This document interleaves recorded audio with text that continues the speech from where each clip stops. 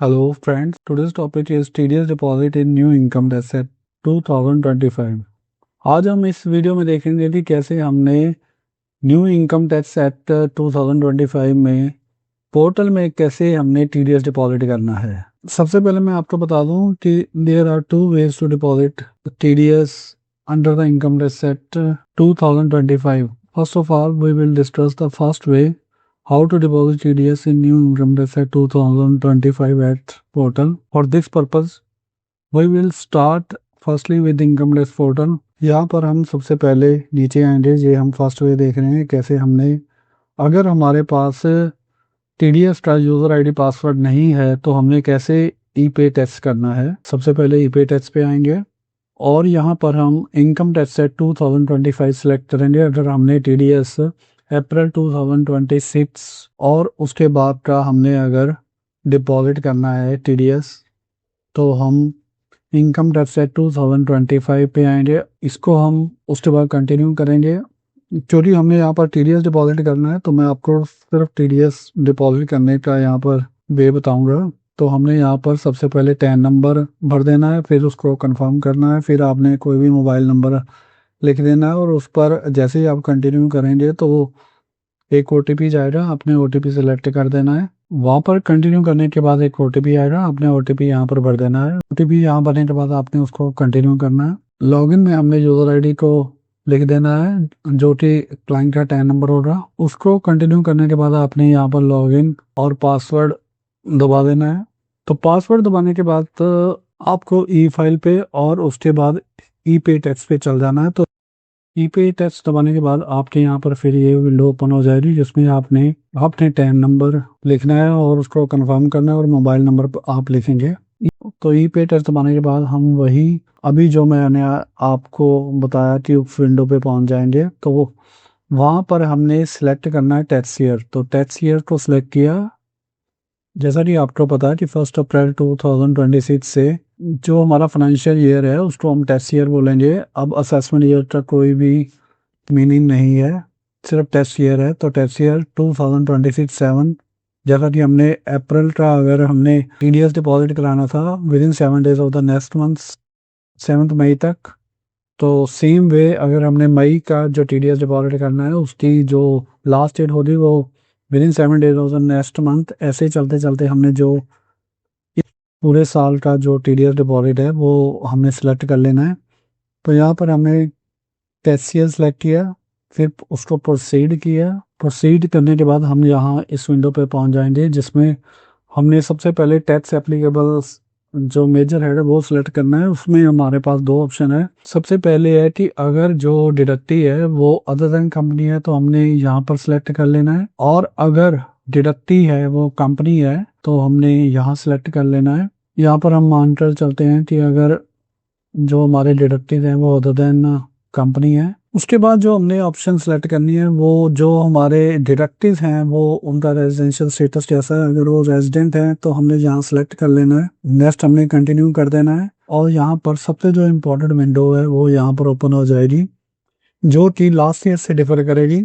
जैसा कि आपको यहाँ पर पता है कि अब सेक्शंस यहाँ नहीं लिखे होते, तो ये हमारी इम्पोर्टेंट विंडो है जो ओपन हो जाएगी। सबसे पहले जो ऑप्शन है वो आप देखेंगे इनकम टैक्स एक्ट में हमें टेबल और सीरियल नंबर दिए गए हैं, लेकिन जब हम TDS डिपॉजिट करते हैं तो यहाँ पर हमें एक कोड दिया गया है। यहाँ पर कोड्स आ जाएंगे 1004, 1005, 1006 एक्सेट्रा एक्सेट्रा, आगे बढ़ते जाएंगे। तो हमने सिर्फ TDS डिपॉजिट करने के लिए ये कोड ही याद करने हैं। हमें ये table number, table serial number etcetera etcetera याद करने की जरूरत नहीं है TDS डिपॉजिट करने के लिए। फर्स्ट ऑफ ऑल है मैं सिर्फ यहाँ पर आपके साथ इम्पोर्टेंट TDS के सेक्शन ही शेयर करूँगा। अगर आप देखेंगे तो यहाँ पर बहुत सी डिटेल लिखी हुई है कौन से सेक्शन में आपने TDS डिपॉजिट करना है। मैं सिर्फ यहाँ पर इम्पोर्टेंट सेक्शन ही डिस्कस करूँगा। फर्स्ट जो हमारा है वो है सैलरी का, payment to government employees other than union government employees.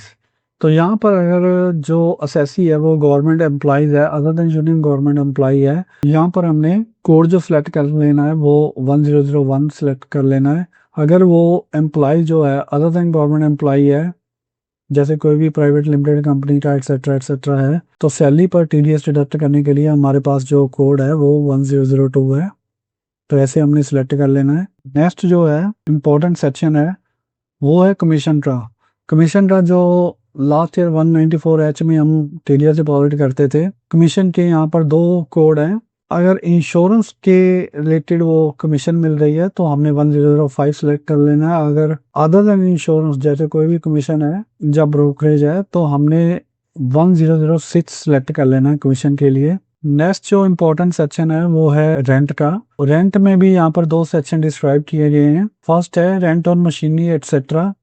तो आप देखिए कि 1008 है। अगर मशीनरी पर रेंट पे टीडीएस डिडक्ट करना है, हाउस प्रॉपर्टी के रेंट पे टीडीएस डिडक्ट करना है, तो हमने कोड सेलेक्ट कर लेना 1009। नेक्स्ट जो इम्पोर्टेंट सेक्शन है वो है income by way of interest on security. अगर इंटरेस्ट की इनकम सिक्योरिटी पे है तो 1019 सेलेक्ट कर लेना है। अगर हमारा इंटरेस्ट जो अर्न हो रहा है वो interest other than interest on securities है से इनकम जनरेट हो रही है, तो इस केस में अगर डिडक्टी या पेई जो है वो सीनियर सिटीजन है तो हमने 1020 सेलेक्ट कर लेना है।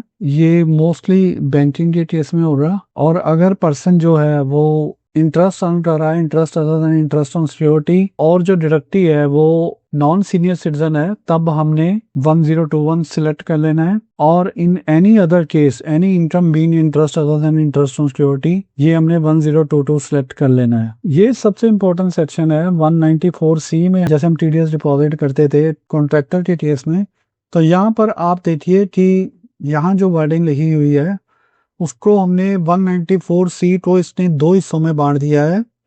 पहला जो हिस्सा है उसमें बताया गया कि any sum for carrying out any work including supply of labour for carrying out any work in person of a contract between the contractor and designated person if the contractor is individual और HUF.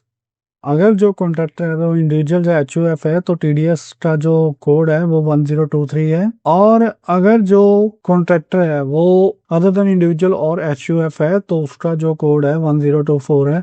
पहले हम 194C में 80 section में ये TDS deposit कर देते थे, तो आपको जैसा कि बताया कि ये जो 1023 शो है इसमें 1% था और जो 1024 कोड है उसमें 2% है। पहले ये 194C सेक्शन होता था, उसमें 1% 2% दोनों को 8 में ही लिया गया था, लेकिन अब इसको 2 हिस्सों में बांट दिया गया है। कॉन्ट्रैक्टर इंडिविजुअल और एचयूएफ है तो 1023, अदर देन इंडिविजुअल और एचयूएफ है तो 1024 लगेगा। नेक्स्ट जो इम्पोर्टेंट सेक्शन है वो है हमारा 194J में, जब हम प्रोफेशनल फीस पे टीडीएस डिपॉजिट करते थे उसके लिए जो सेक्शन है any sum by way of fees for professional services.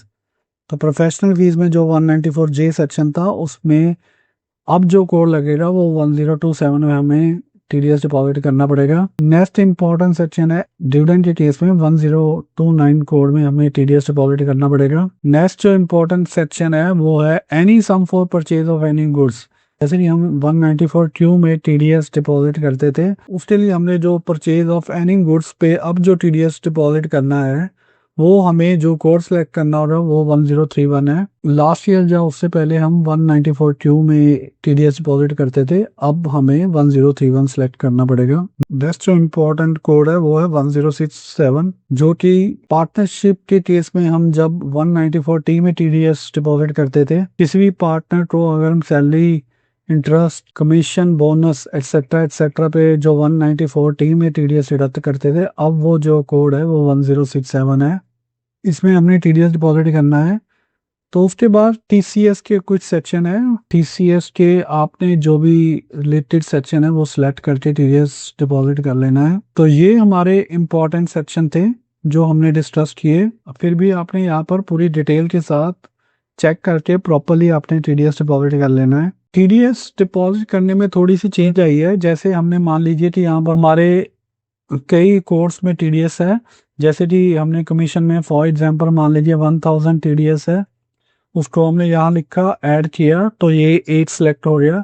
अब आप देखिए कि आप एक ही चालान में up to the limit of 20 we can deposit the TDS. 20 की जो लिमिट है, एक ही चालान में हम 20 कोड सिलेक्ट कर सकते हैं। अगर हमने 21st कोड सिलेक्ट करना है तो हमें एक नया चालान जनरेट करके हमें वो पे करना होगा। मान लीजिए ये एक कमीशन था, उसमें हमने 194C में भी 1023 कोड है फॉर एग्जाम्पल, उसमें भी हमने टीडीएस डिपॉजिट करना है, तो उसका मान लीजिए कि 5000 है, तो वो भी सिलेक्ट कर लिया, तो ऐड किया। तो ये देखिए कि मैक्सिमम हम 20 तक हमारी जो लिमिट है, एक ही चालान में हम 20 डिफरेंट कोड्स में टीडीएस डिपॉजिट कर सकते हैं। नेक्स्ट है, अगर आपने सेम चालान में कोई इंटरेस्ट भी है वो भी डिपॉजिट करना है, पेनल्टी है, अदर्स है, कुछ भी डिपॉजिट करना है, तो यहाँ पर आप सिलेक्ट करके उसको कंटिन्यू कर सकते हैं। मान लीजिए हमारे पास यहाँ पर कोई भी इंटरेस्ट, पेनल्टी या अदर्स में कोई अमाउंट नहीं है, ओनली हमने दो कोड में जैसे 1006 और 1023 में टीडीएस डिपॉजिट करना है 6000 ओवरऑल, तो इसको हमने कंटिन्यू कर लेना है। कंटिन्यू करने के बाद आपके पास ये विंडोज आ जाएगी जिसमें लिखा होगा कि आपने कितने सेक्शन सिलेक्ट किए हैं। आपने यहाँ पर कंटिन्यू क्लिक कर देना है। कंटिन्यू क्लिक करने के बाद सेम विंडोज ओपन हो जाएगी जो लास्ट ईयर या उससे पहले सालों में ओपन होती थी। तो उसमें आप देखेंगे यहाँ पर option net banking, debit card, bank के काउंटर में अगर हमने टीडीएस जाकर जैसे चेक है वो डिपॉजिट करना है तो उसके लिए हमें ये सिलेक्ट करना होगा। आरटीजीएस या एनईएफटी में है तो ये सिलेक्ट करना होगा। अगर हमने यूपीआई के थ्रू पेमेंट करनी है तो यूपीआई के थ्रू में हमें ये सिलेक्ट करना होगा। उस सिलेक्शन के बाद हम टीडीएस ऐसे डिपॉजिट कर सकते हैं। तो ये वीडियो यहीं तक थी। होप आपको ये वीडियो पसंद आई होगी। अगर आपको हमारी ये वीडियो पसंद आई है प्लीज इसे लाइक करना मत भूलिए और साथ में हमारे चैनल को सब्सक्राइब करना मत भूलिए। थैंक्स, आपने ये वीडियो एंड तक देखी। Thanks again.